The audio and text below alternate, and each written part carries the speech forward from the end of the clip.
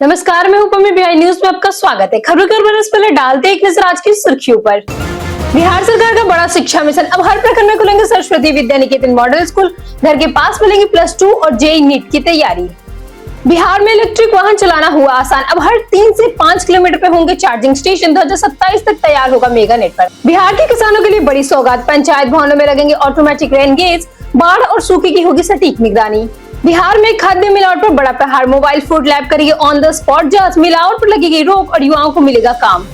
भारत की हार के बीच रोहित शर्मा का ऐतिहासिक धमाल। 138 की रन की पारी से टूटा क्रिस गेल करेगा और बने दुनिया के नए सिक्सर बादशाह। बढ़ते हैं शाम तक की बड़ी खबरों की ओर विस्तार से। बिहार के हर प्रखंड में खुलेंगे सरस्वती विद्या निकेतन मॉडल स्कूल। बिहार सरकार ने मुख्यमंत्री सम्राट चौधरी के नेतृत्व में 7 निश्चित 3 योजना के तहत उन्नत शिक्षा उन्नत भविष्य अभियान शुरू किया है। इसके अंतर्गत सभी प्रखंड में सरस्वती विद्या निकेतन नाम से मॉडल स्कूल विकसित किए जा रहे हैं ताकि विद्यार्थियों को घर के पास ही +2 तक गुणवत्तापूर्ण शिक्षा मिल सके। इन स्कूलों में नीट और जेईई की भी तैयारी कराई जाएगी। राष्ट्रीय शिक्षा नीति 2020 के अनुरूप 544 विद्यालयों को आदर्श विद्यालय बनाया जा रहा है, जबकि 155 राजकीय विद्यालय को भी उन्नयन होगा। विज्ञान प्रयोगशाला, ICT लैब, स्मार्ट क्लासरूम, पुस्तकालय, साप्ताहिक प्रशिक्षण, रीमेडियल कक्षाएं और डिजिटल सुविधाएं के माध्यम से बिहार को देश का शिक्षा मॉडल राज्य में बनाने का लक्ष्य रखा गया है। बिहार में हर 3 से 5 किलोमीटर पर मिलेंगे ईवी चार्जिंग स्टेशन।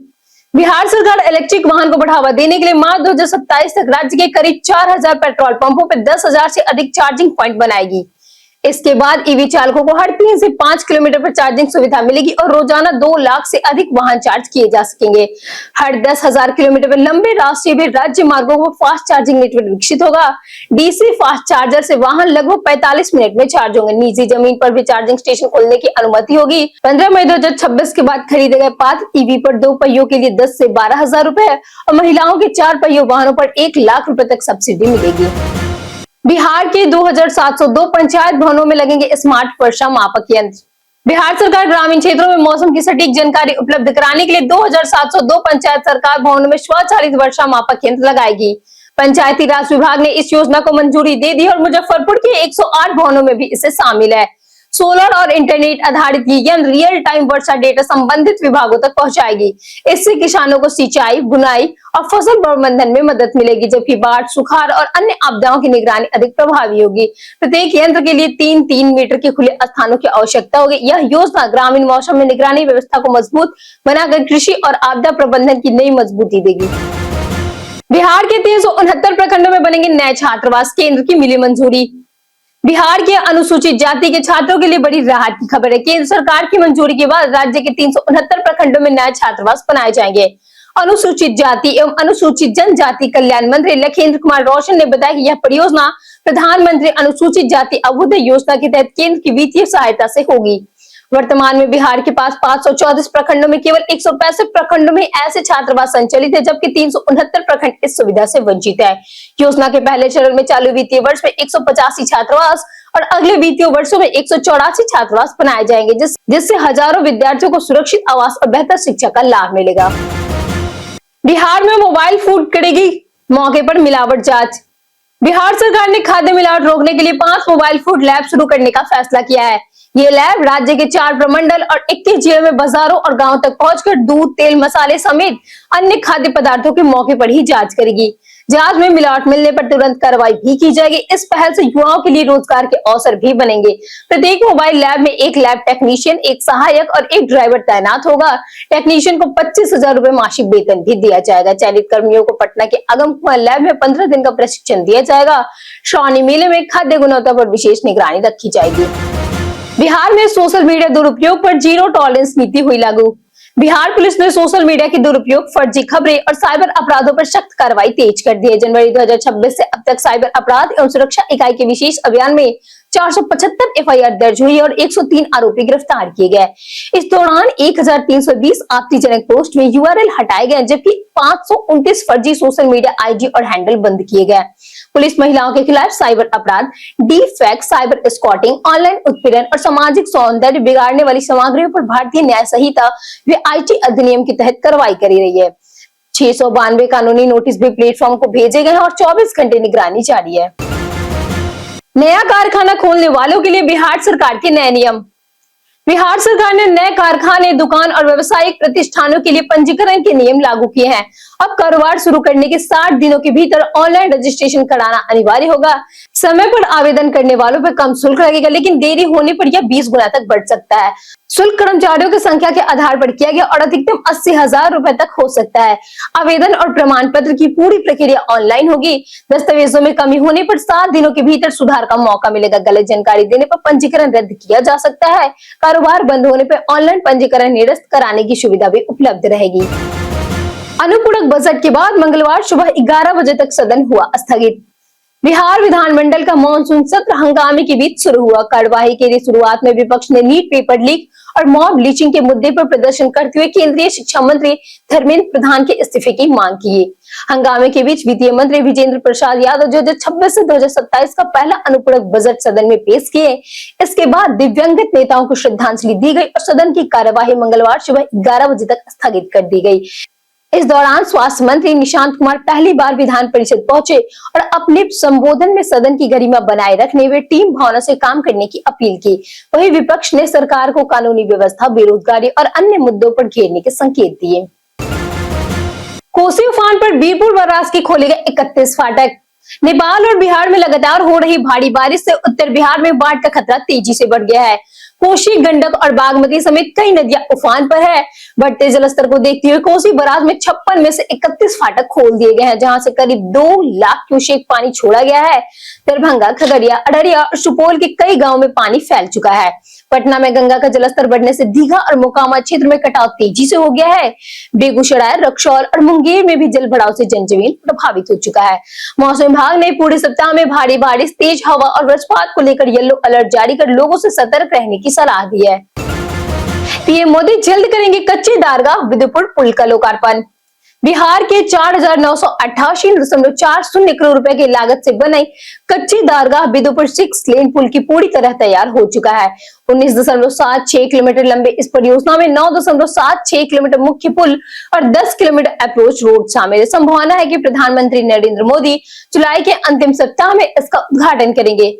यह पुल पटना का वैशाली से जोड़ते हुए उत्तर और दक्षिण बिहार के बीच संपर्क तेज करेगा।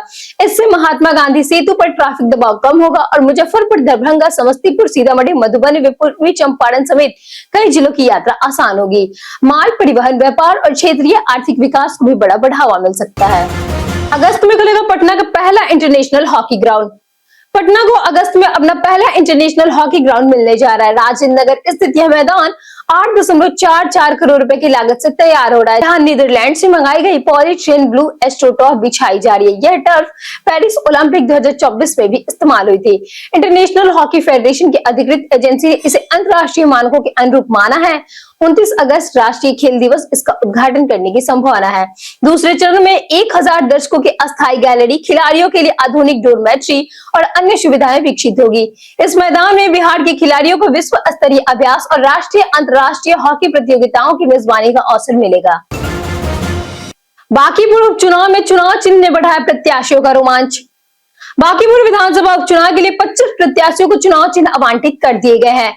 भाजपा को कमल, राजद को लालटेन और जनसुराज को स्कूल बैग मिला, जबकि अन्य दलों में निर्दलीय को गोभी, शिमला मिर्च, प्रेशर कुकर, गैस सिलेंडर, सेब, गुब्बारा, डायमंड जैसे अनोखे चिन्ह मिले। लंबी प्रत्याशी सूची के कारण छोटे दलों के लिए अपने चुनाव चिन्ह की पहचान मतदाताओं तक पहुंचाना बड़ी चुनौती हो गई है। उधर मतदान नजदीक आते ही चुनावी सरगर्मी भी तेज हो गई है। जनसुराज और भाजपा कार्यालय में बूथ प्रबंधन, मतदाता संपर्क, मतदाता प्रतिशत बढ़ाने और स्थानीय मुद्दों को लेकर लगातार रणनीति बनाई जा रही है।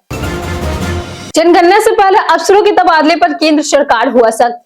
बिहार सरकार द्वारा डीएम, बीडीओ, सीओ समेत बड़ी संख्या में प्रशासनिक अधिकारियों के तबादले पर केंद्र सरकार ने कड़ी आपत्ति जताई है। केंद्रीय गृह मंत्रालय ने मुख्य सचिव प्रत्यय अमृत को पत्र लिखकर कहा कि जनगणना कार्य से जुड़े अधिकारियों के तबादले से 2027 की जनगणना की तैयारियां प्रभावित होंगी। मंत्रालय ने याद दिलाया कि 11 मार्च 2026 और 7 अप्रैल 2026 के निर्देश में 31 मार्च 2027 तक ऐसे अधिकारियों के स्थानांतरण पर रोक लगाने को कहा गया था। इसके बावजूद कई नोडल अधिकारियों का तबादला किया गया। बिहार में जनगणना का दूसरा चरण फरवरी 2027 में होगा, जिससे प्रत्येक परिवारों की सामाजिक, आर्थिक और जनसंख्यायिक जानकारी दर्ज की जाएगी।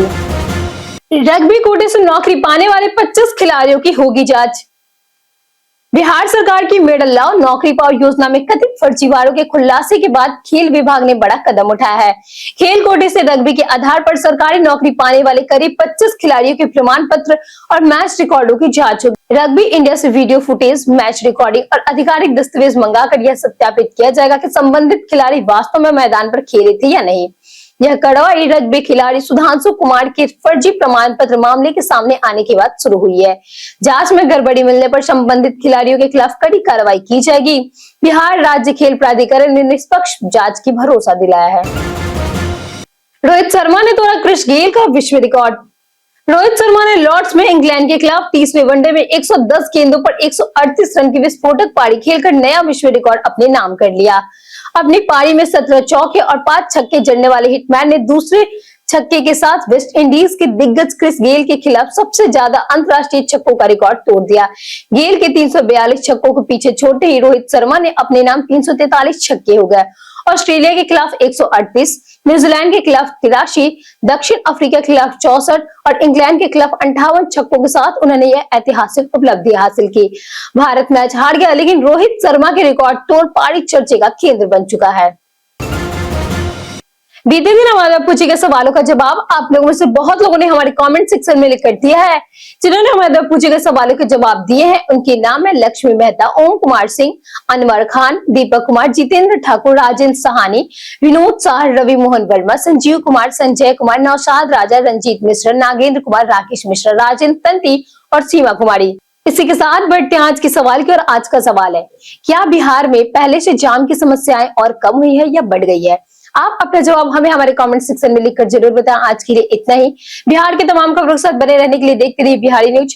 और साथ ही अगर आप यूट्यूब चैनल पे देख रहे हो तो चैनल को सब्सक्राइब करें और अगर आप फेसबुक पेज पे देख रहे हो तो लाइक और फॉलो जरूर करें।